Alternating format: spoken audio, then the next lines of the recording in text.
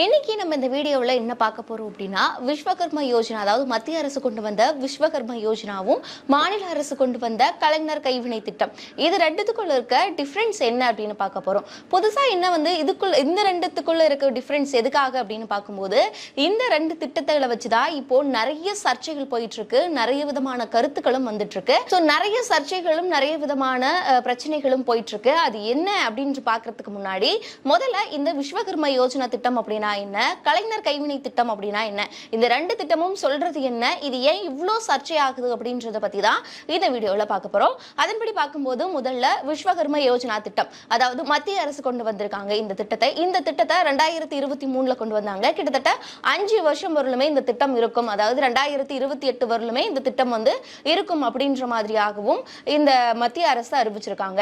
சரி, ஓகே, இது எதுக்காக அப்படின்னு பார்க்கும்போது, சிறு குறு நடுத்தர தொழிலாளர்கள் அவங்களுடைய தொழில் மேம்படுத்திக்கணும் அப்படின்றதுக்காக ஒரு குறிப்பிட்ட 18 தொழில்கள் அவங்களுடைய தொழில கடன் உதவி கொடுத்து அவங்களுடைய தொழில முன்னேற்றம் வரணும் அப்படின்றதுக்காக இந்த திட்டத்தை அறிமுகப்படுத்தியிருக்காங்க.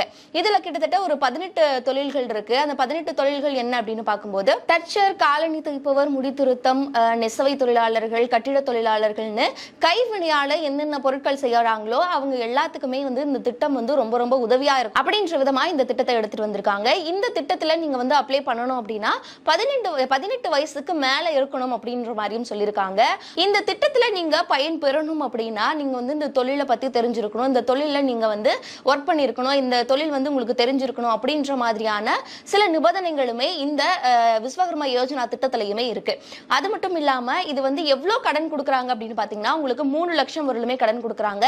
எந்த ஒரு நிபந்தனையும் இல்லாம ஃபர்ஸ்ட் 1 லட்சம் வரலும் எந்த ஒரு வட்டியும் இல்லாம கொடுக்கறாங்க. அடுத்த 2 லட்சம் உங்களுக்கு 5% வரலும் கொடுப்பாங்க. சோ 1 லட்சம் ஃபர்ஸ்ட் முதல் தவணையா கொடுப்பாங்க, அதுக்கப்புறமா 2 லட்சமும் கொடுப்பாங்க. சோ இதுதான் இந்த விஸ்வகர்மா யோஜனா பொருளாதார ரீதியா சிறு நடுத்தர குறு தொழிலாளர்களும் ஒரு முன்னேற்றம் வரணும் அப்படின்றதுக்காக கொண்டு வந்த இந்த திட்டமா சொல்றாங்க. சரி, ஓகே, இதுல இருக்கக்கூடிய பிரச்சனைகள் எல்லாம் பார்க்கறதுக்கு முன்னாடி மாநில அரசோட கலைஞர் கைவினை திட்டம் அப்படின்றத பத்தியும் பார்க்க போறோம். அது என்ன அப்படின்னு பாத்தீங்கன்னா, அதுவுமே சிறு குறு நடுத்தர தொழிலாளர்கள் ஒரு முன்னேற்றத்தை ஏற்படுத்தணும் அப்படின்றதுக்காக இந்த திட்டத்தை கொண்டு வந்திருக்காங்க. இதுல 25 தொழில்கள் மென்ஷன் பண்ணிருக்காங்க. அது மட்டும் இல்லாம இதோடைய கடன் உதவி தொகை எவ்வளவு அப்படின்னு பாத்தீங்கன்னா, இதுவுமே 3 லட்சம் வரலும் கொடுக்கறாங்க. 50,000 வரலுமே மானியம் கொடுக்கறாங்க. அது மட்டும் இல்லாம 5% வரலுமே வட்டி மானியம் கொடுக்கறதாவும் சொல்லியிருக்காங்க. உங்களுடைய திறனை மேம்படுத்துறதுக்கான பயிற்சிகளும் கொடுக்கறதாவும் இந்த மாநில அரசு கொண்டு வந்த திட்டத்துல சொல்லியிருக்காங்க.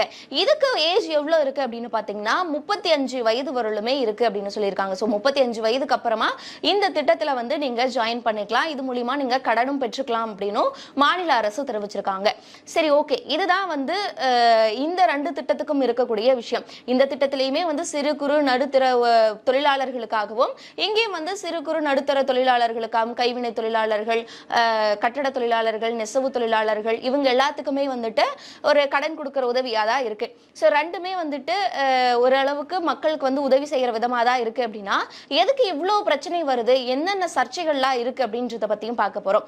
இந்த ரெண்டுத்துக்கும் இருக்கக்கூடிய ஒரே ஒரு டிஃபரன்ஸ் என்ன அப்படின்னு பார்க்கும்போது, இந்த விஸ்வகர்மா யோஜனா எதை சொல்லுது அப்படின்னா, குடும்ப தொழிலை ஆதரிக்கிறதாவும், அதாவது நீங்க இந்த தொழில கடன் வாங்கணும் அப்படின்னா இந்த தொழிலை நீங்க செஞ்சிருக்கணும் அப்படின்னு 18 வயசு வரலும் 18 வயதுக்கு மேற்பட்டவங்க இந்த தொழில இந்த கடன்ல வாங்கிக்கலாம் அப்படின்னு சொல்றாங்க.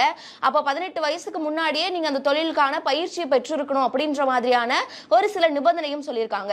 சோ இது குடும்பம் அவங்களுடைய பரம்பரையா குடும்ப தொழிலா என்ன இருக்கோ அதே தான் இவங்க பண்ணணும் அப்படின்ற மாதிரியான ஒரு நிர்பந்திக்கிறாங்களா அப்படின்னுமே மக்கள் மத்தியில ஒரு பெரிய எதிர்ப்பும் கிளம்பி இருந்தது.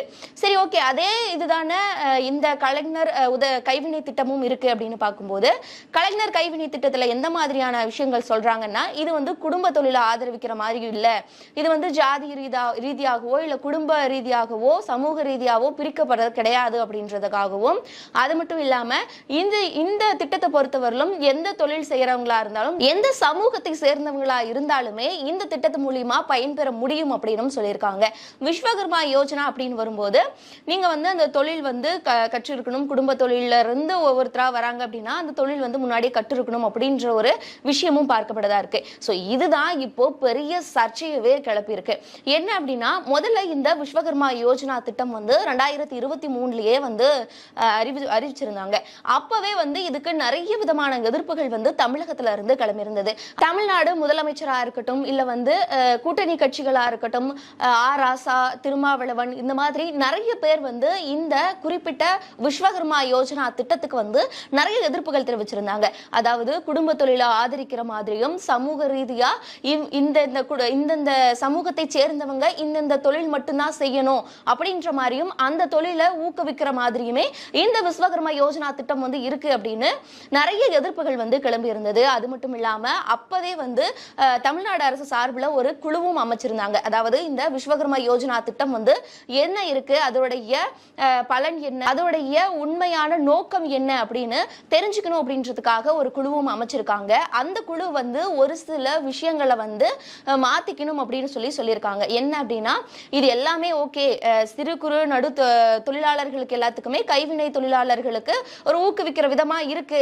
ஆனா அது ஏன் வந்து சமூக ரீதியாகவும் குடும்ப தொழிலா வந்து ஆதரிக்கிற மாதிரி இருக்கு அப்படின்றதும், நீங்க வந்து இந்த திட்டத்தையே வந்து யார், அதாவது எந்த சமூகத்தை சேர்ந்தவங்களும் யார் விருப்பப்பட்டாலும் எந்த தொழில்னாலும் செய்யலாம், அதுக்கு வந்து நாங்க ஆதரவு கொடுக்கிறோம் அப்படின்ற மாதிரி வேணா மாத்திக்கலாமே அப்படின்ற மாதிரி தமிழகத்துல இருந்து சேர்ந்த குழு வந்து ஒரு அறிக்கையும் விட்டிருந்தாங்க. சோ அப்பவே இந்த விஸ்வகர்மா யோஜனா திட்டம் வந்த உடனே இந்த மாதிரியான விஷயங்கள் எல்லாமே மாத்திக்கிட்டா ஓகே அப்படின்ற மாதிரியுமே தமிழக அரசு சார்பில் அமைச்ச குழு வந்து சொல்லியிருந்தாங்க. ஆனா இந்த திட்டத்துல, அதாவது விஸ்வகர்மா திட்டத்துல எந்த ஒரு இதுவுமே மாத்தாம அப்படியே கொண்டு வந்ததுனால தமிழகத்துல அப்பவே இந்த விஸ்வகர்மா யோஜனா திட்டத்தை நாங்க ஏத்துக்க மாட்டோம், இது வந்து குடும்ப தொழிலை ஆதரிக்கிற மாதிரி இருக்கு, எங்களுடைய சமூக நீதி வந்து இல்லாம இருக்கு, இது வந்து நாங்க தமிழகத்துல அமல்படுத்த மாட்டோம் அப்படின்னு நிறைய பேர் வந்து எதிர்ப்பும் தெரிவிச்சிட்டு இருந்தாங்க. இதெல்லாம் ஒரு பக்கம் இருந்தாலும் இப்ப வந்து தமிழ்நாடு அரசு சார்பில் கலைஞர் கைவினை திட்டம் அப்படின்னு சொல்லியும் அறிவிச்சிருக்காங்க. இது என்ன அப்படின்னு பார்க்கும்போது, இதுக்கு வந்து என்ன பிரச்சனைகள், என்ன சர்ச்சைகள், என்ன கருத்துக்கள்லாம் வருது அப்படின்னு பார்க்கும்போது, தமிழக மாநில தலைவர் அண்ணாமலையும் இதுக்கு வந்து ஒரு விஷயம் சொல்லியிருக்காரு. என்னன்னா, இது வந்து விஸ்வகர்மா யோஜனா திட்டத்தை வந்து நாங்க வந்து எதிர்க்கிறோம், இது வந்து நாங்க ஆதரிக்க மாட்டோம், இது வந்து சமூக நீதிக்கு எதிரானதா இருக்கு அப்படின்னு சொல்லிட்டு இப்ப அதே மத்திய அரசு கொண்டு வந்த, மோடி அவர்கள் கொண்டு வந்த அதே திட்டத்தை இப்போ இவங்க வந்து சில மாறுபாடுகள் மட்டும் செஞ்சு அதை வந்து மக்களுக்கு வந்து அவங்களுடைய திட்டமா வந்து கொண்டு வந்திருக்காங்க. இது என்ன வந்து நியாயம், இது வந்து கட் பேஸ்ட் காப்பி மாதிரி இருக்கு அப்படின்ற மாதிரியுமே அண்ணாமலை அவர்கள் தெரிவிச்சிருந்தாரு. அது மட்டும் இல்லாம கூடவே வந்து தமிழிசை சவுந்தரராஜனும் வந்து சொல்லியிருக்காங்க. என்ன அப்படின்னா, இவங்களும் அதே தான் சொல்லியிருக்காங்க, விஸ்வகர்மா யோஜனாவை எதிர்த்துட்டு அதே மாதிரி கலைஞர் பெயர் வச்சு இப்ப வந்து மு.க. ஸ்டாலின் அவர்கள் அவருடைய தந்தை பேர்ல தான் இருக்கணும் அப்படின்றதுக்காக விஸ்வகர்மா யோஜனா வேணவே வேணான்னு சொல்லிட்டு அதுல வந்துட்டு அப்படியே வந்து அவங்களுடைய தந்தை பெயர் வச்சு அப்படியே போட்டுக்கிட்டாங்க. நீங்க என்ன சமூக நீதி பேசுறீங்க, இதுல என்ன சமூக நீதி இருக்கு, ஏன்னா நீங்களும் அதே தானே பண்றீங்க அப்படின்ற மாதிரியான சில கருத்துக்களையும் முன் வச்சிருந்தாங்க. இதுக்கு எல்லாமே அவங்க சொல்ற ஒரு விஷயமா என்ன இருக்கு அப்படின்னா, நாங்க வந்து எந்த ஒரு குடும்ப தொழிலையோ இல்ல வந்து சமூக ரீதியா பிரிக்கக்கூடிய எந்த ஒரு விஷயத்தையுமே நாங்க பண்ண கிடையாது. அது மட்டும் இல்லாம இந்த திட்டத்துக்கு நீங்க முதல்ல விண்ணப்பிக்கணும் அப்படின்னாலே 35 வயசுக்கு மேல இருக்கணும் அப்படின்ற ஒரு பாயிண்ட்டுமே நாங்க சொல்லியிருக்கோம். ஆனா நீங்க சொல்லியிருக்கிறதே வந்து 18 வயசு நிரம்பி இருக்கணும், அதுக்கு முன்னாடியே வந்து அந்த தொழில உங்களுக்கான எக்ஸ்பீரியன்ஸ் இருக்கணும் அப்படின்ற மாதிரிலாம் சொல்லியிருக்கீங்க. ஸோ இதெல்லாம் என்ன, நாங்க வந்து 35 வயசுக்கு மேல இருக்கவங்கள 35 வயசு நிரம்பி இருக்கணும் அப்படின்னு சொல்லியிருக்கோம். ஸோ இது வந்து உங்களுடைய விஸ்வகர்மா யோஜனா திட்டம் வந்து மாணவர்களை பள்ளிக்கு போக விடாம, மாணவர்களை கல்வி கற்க விடாம தடுக்குது அப்படின்னும் நிறைய பேர் கருத்துக்களை முன் வச்சிருக்காங்க. அதன்படிதான் துணை முதலமைச்சர் உதயநிதி ஸ்டாலினும் வந்து ஒரு இதுல வந்து சொல்லியிருக்காரு, இந்த விஸ்வகர்மா யோஜனா திட்டம் முழுக்க முழுக்க வந்து மாணவர்களை கல்வி கற்க விடாம தடுக்கிற ஒரு திட்டமா இது இருக்கு. ஏன்னா இந்த திட்டத்துல கொடுக்கக்கூடிய கடன் வந்துட்டு மாணவர்களை வந்து படிக்க விடாம தடுக்குமோ, 18 வயசு நிரம்பி இருந்தா போதும் அப்படின்ற மாதிரியான விஷயங்கள் எல்லாமே சொல்லியிருக்காங்க இல்லையா. சோ இந்த மாதிரி நாங்க சொல்ல கிடையாது அப்படின்னு மாத்தி மாத்தி அவங்களுடைய திட்டங்கள்ல என்ன இருக்கு, அவங்க வந்து எந்த ஸ்டாண்டர்ட்ல இருக்காங்க அப்படின்னு மாத்தி மாத்தி சர்ச்சையை ஏற்படுத்துற விதமாவே பேசிட்டு இருக்காங்க. சோ இதுக்குமே வந்து நிறைய பேர் இந்த திட்டம் இது, இந்த திட்டம் இது அப்படின்னு சொல்லிட்டு இருக்காங்க. சோ இப்போ ஓவராலா பார்க்கும்போது விஸ்வகர்மா யோஜனா திட்டம்னா என்ன, கலைஞர் கைவினை திட்டம்னா என்ன அப்படின்றதும் தெரிஞ்சிருக்கும். சோ இதுல இருக்க சேஞ்சஸ் வந்து என்ன அப்படின்றதும் தெரிஞ்சிருக்கும். சோ இதனாலதான் இது வந்து இவ்வளவு பெரிய சர்ச்சையை ஏற்படுத்துற விதமாகவும் இருக்கு.